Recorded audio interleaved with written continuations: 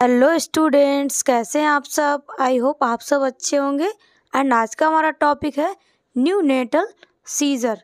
इसको हम डिटेल में पढ़ेंगे, तो वीडियो आपको लास्ट तक देखना है। चैनल पे नए तो चैनल को सब्सक्राइब कर लेना है। तो चलिए स्टार्ट करते हैं। पहला हम पढ़ेंगे इंट्रोडक्शन।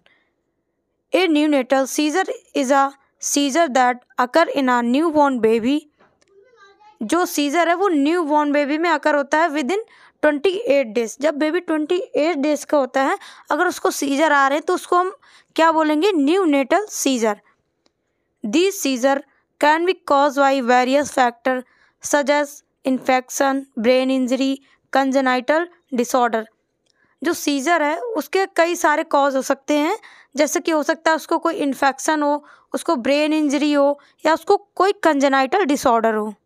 नेक्स्ट हम इसका पढ़ेंगे definition. Seizures are abnormally excessive neuronal activity in brain. Neonatal seizure can neonatal convulsion or epileptics occurring from birth to the end of neonatal period. जब क्या होता है कि न्यूबॉर्न बेबी में जो न्यूरोनल एक्टिविटी है वो ज़्यादा बढ़ जाती है या अबनॉर्मल हो जाती है, तो उस टाइम पे उसको जो कंडीशन आती है जो उसको हम बोलेंगे सीजर। इसको या बोल सकते हैं न्यूनेटल कन्वल्जन, और इसको एपिलेप्टिक भी बोल सकते हैं। जो कि 28 days end of neonatal period, उसके 28 डेज के अंदर उसको ये कंडीशन देखने को मिलेगी। कब होता है, जब उसकी बॉडी में कोई अबनॉर्मलिटी हो। और इसमें क्या होता है, क्योंकि इसमें न्यूरोनल एक्टिविटी है, जो न्यूरोनल एक्टिविटी वो एक्सेसिव हो जाती है तो अबनॉर्मल हो जाती है। नेक्स्ट है इसका इटियोलॉजी। इसका कॉज क्या है। पहला है हाइपोक्सिक एक्सेमिक इंसेफेलोपैथी, या तो इसको हाइपोक्सिक हो सकता है। नेक्स्ट है इंट्राक्रेनियल हेमोरेज, उसको हो सकता है हेमोरेज हो रहा है उसकी स्कल में, क्या इंट्राक्रेनियल हेमोरेज इसको बोलेंगे। नेक्स्ट है इन्फेक्शन, जैसा कि मैंने आपको बताया उसको ब्रेन इंजरी हो सकती है। नेक्स्ट है मेटाबॉलिक डिसऑर्डर, अगर उसको कोई मेटाबॉलिक डिसऑर्डर है उसकी वजह से हो सकता है। जेनेटिक डिसऑर्डर की वजह से हो सकता है। मैटरनल ड्रग यूज़ की वजह से हो सकता है। मैटरनल ड्रग यूज़ मीन्स जब उसका बेबी बूम में था तो उस टाइम पे जो मदर ने मेडिसिन ली है, हो सकता है उसकी वजह से वो डिफेक्ट आया हो, जिससे कि सीजर की कंडीशन हो सकती है। नेक्स्ट है क्लासिफिकेशन। इसको 2 टाइप से क्लासिफाइड किया गया है। पहला आपका है जनरलाइज्ड एंड सेकेंड है आपका पार्शियल। इसको हम 1 बाय 1 डिस्कस करेंगे, तो वीडियो आपको स्किप नहीं करना है, वरना आपको कुछ भी समझ में नहीं आएगा। तो वीडियो आपको लास्ट तक देखना है। जर्नल को दोबारा से डिवाइड किया गया है 3 सब डिवीज़न में। पहला है टोनिक, सेकेंड है क्लोनिक एंड थर्ड है मायोक्लोनिक। इसको 1 बाय 1 अभी हम डिटेल में पढ़ेंगे। जो जर्नलाइज होता है वो आपका इन्वॉल्व होता है इंटायर ब्रेन, आपकी फुल जो भी ब्रेन वाला पार्ट है उसमें पूरा जो ब्रेन है उसमें इन्वॉल्व होता है, जिसको हम जर्नलाइज बोलेंगे। एंड पार्शियल क्या होता है, localize to a specific area of the brain, किसी ब्रेन का किसी भी स्पेसिफिक एरिया की वजह से उसको सीजर आ रहा है, जिसको दोबारा से सब डिवाइड किया गया है simple and complex. Generalize seizure, इसको हम पढ़ेंगे involve the entire brain both side hemisphere. जो भी हेमिस्फेयर है ब्रेन का 2 होते हैं, वो आपके दोनों इन्वॉल्व होते हैं इसमें। इसको दोबारा से सब डिवाइड किया गया है जर्नलाइज को। पहला क्या है टोनिक। टोनिक सीजर क्या होता है, sudden and restrained muscle stiffness hereditary in body, the body may be become unconscious। ये जो टोनिक सीजर होता है वो सडन आता है, और कैसा हो जाता है, इसमें हाथ पैर की जो मसल है वो स्टिफनेस हो जाती है इसमें, और इसमें पेशेंट जो बच्चा है वो अनकॉन्शियस हो जाता है। If lost of few second and a minute, ये कुछ सेकेंड से और कुछ मिनट तक रहता है। कौन सा, टोनिक सीजर। एंड नेक्स्ट है आपका क्लोनिक सीजर। क्लोनिक सीजर में क्या होता है, रिदमिक जर्किंग मूवमेंट दैट में अफेक्ट द एंटायर बॉडी और just one part of the body, arm and leg. जो क्लोनिक सीजर होता है उसमें क्या होगा, जर्किंग मूवमेंट होगा, ठीक है। टोनिक में क्या था, स्टिफनेस हो जा रही थी, जो मसल है वो अकड़ जा रही थी, इसमें स्टिफनेस आ रही थी। बट क्लोनिक में क्या है, जर्किंग मूवमेंट होगा। जिसमें कि पूरी बॉडी भी इन्वॉल्व हो सकती है या किसी बॉडी का कोई एक पार्ट भी इन्वॉल्व हो सकता है, जैसे कि आर्म हो गया, आपका लेग हो गया। एंड लास्ट है आपका जनरलाइज सीजर का टॉपिक, मतलब डिवीजन लास्ट है मायोक्लोनिक सीजर। इसमें क्या होता है, sudden brief muscle contraction that can affect one or more part of the body, this is typically last for only a few second. इसमें क्या होता है, इसमें जो मसल है वो कॉन्ट्रैक्ट हो जाती है और ये सडन अकर होता है और ये बॉडी के एक पार्ट को या तो दोनों पार्ट में आपको ये देखने को मिलेगा और ये कुछ सेकेंड तक आपको दिखाई देगा।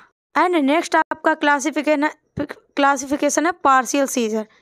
पार्शियल सीजर में क्या होता है, जैसे कि ब्रेन का कोई भी एक स्पेसिफिक एरिया में कोई प्रॉब्लम है, उसकी वजह से जो सीजर आता है उसको हम पार्शियल सीजर बोलते हैं। एंड इसको हम फोकल सीजर भी बोल सकते हैं। इसको अगेन डिवाइड किया गया है सिंपल एंड कॉम्प्लेक्स में। सिंपल हम देखेंगे, simple partial seizure also known as the focal aware seizure, इसको हम फोकल अवेयर सीजर बोलेंगे। Is characterized by abnormal electric activity in a specific part of the brain. जब किसी भी ब्रेन के स्पेसिफिक पार्ट में इलेक्ट्रिक एक्टिविटी अबनॉर्मल हो जाती है, एंड इसमें क्या होता है, जो पर्सन है, जो बच्चा है, वो लेकिन अपने जो भी अराउंड में उसके अराउंड में जो कुछ हो रहा है उस चीज़ से वो कॉन्शियस रहता है, उसको पता चलता है कि मेरे आसपास क्या हो रहा है।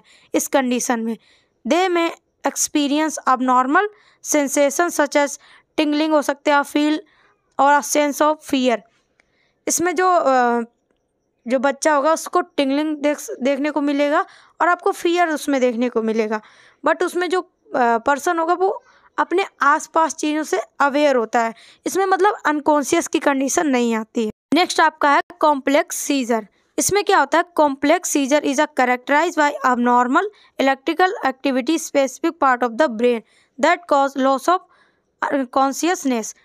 इसमें क्या है, जैसे कि मैंने बताया था, जो पार्शियल होता है उसका जो सिंपल था उसमें कॉन्शियसनेस नहीं आती है, बाकी कंडीशन सेम होती है। ब्रेन के एक पार्ट को अफेक्ट करता है, अबनॉर्मल इलेक्ट्रिक एक्टिविटी हो जाती है एंड उसमें लॉस ऑफ उसका जो कॉन्शियसनेस लेवल है इसमें लॉस हो जाता है। नेक्स्ट हम पढ़ेंगे क्लिनिकल मैनिफेस्टेशन। इसमें क्या और साइन और सिम्टम आपको देखने को मिलेंगे। पहला आपका twitching the facial muscle. Facial muscle होगी वो ट्विचिंग होगी। Twitching the hand and feet, आपका हैंड एंड फीट में भी आपको ट्विचिंग देखने को मिलेगी। द आई रोल और स्टोर, इसमें आपको आई रोल देखने को मिलेगा। हेलुसिनेशन होगा, इसमें डिजनेस होगा, कन्फ्यूजन होगा, एंजाइटी होगा, फियर होगा। ये साइंस एंड सिम्टम देख के आप आइडेंटिफाई कर सकते हैं। नेक्स्ट है आपका डायग्नोस्टिक इवेल्युएशन, कैसे इसको आइडेंटिफाई करेंगे। आप इसमें हिस्ट्री टेकिंग करोगे, हिस्ट्री कलेक्शन करोगे एंड MRI करोगे, एक्सरे करोगे, ECG करोगे and CT scan and lumbar puncture. Next है इसका मैनेजमेंट आपका आएगा फिनोबार्बिटोल, जिसका डोज रहेगा 3.5 mg पर kg पर डे। नेक्स्ट है diazepam 0.2 mg per kg per dose. Sodium valproate and oxygen therapy. Next है इसमें सर्जिकल मैनेजमेंट हम क्या कर सकते हैं। पहला आपका न्यूरो सर्जरी, इसमें हम रिमूव कर देंगे जो भी ब्रेन का पार्ट होगा, जैसे उसको ट्यूमर है तो उसको हम रिमूव कर देंगे। कोलोस्टमी में क्या होगा, epileptic seizure procedure involve cutting a bond of fibres brain afterward. इसमें हम जो फाइबर होंगे वो उसमें हम कटिंग कर देंगे, क्योंकि हो सकता है फाइबर की वजह से जो अबनॉर्मल फाइबर उसमें हो, इसकी वजह से जो इलेक्ट्रिक एक्टिविटी है वो अबनॉर्मल हो रही है, उसकी वजह से सीजर आ रहा है। नेक्स्ट है नर्सिंग मैनेजमेंट। नर्स का क्या रोल होगा, early recognize and assessment of seizure activity. जो नर्स होगी वो आइडेंटिफाई करेगी, उसको जल्दी आइडेंटिफाई करना है कि ये सीजर का साइन और सिम्टम है एंड उसको असेस करना है। Monitoring the managing vital sign and oxygenation, आपको उसका जो भी वाइटल साइन है वो मेजर करना है एंड ऑक्सीजनेशन, और अगर उसको ऑक्सीजन नहीं मिल रही तो आपको उसको ऑक्सीजन भी प्रोवाइड करनी है। एडमिनिस्ट्रिंग एंटीलेप्टिक मेडिकेशन, जो भी उसको प्रिस्क्राइब किया है डॉक्टर ने, आपको उसको एडमिनिस्ट्रेशन करना है। Providing a safe and supportive environment, और जो पेशेंट को आपको safe and supportive environment provide करना है। Provide education and support to the family इसमें आपको फैमिली को भी एजुकेशन देना है, पेशेंट को भी एजुकेशन देना है, और ऐसे करके आपको उनको मोटिवेट करना है और जो भी डिजीज़ कंडीशन है उसके बारे में बताना है। तो आज का ये था हमारा टॉपिक। आई होप वीडियो आपको अच्छा लगा होगा। वीडियो अच्छा लगा तो वीडियो को लाइक करें, चैनल पे नए हैं तो चैनल को सब्सक्राइब करें। Thank you for watching my video. Subscribe for more content.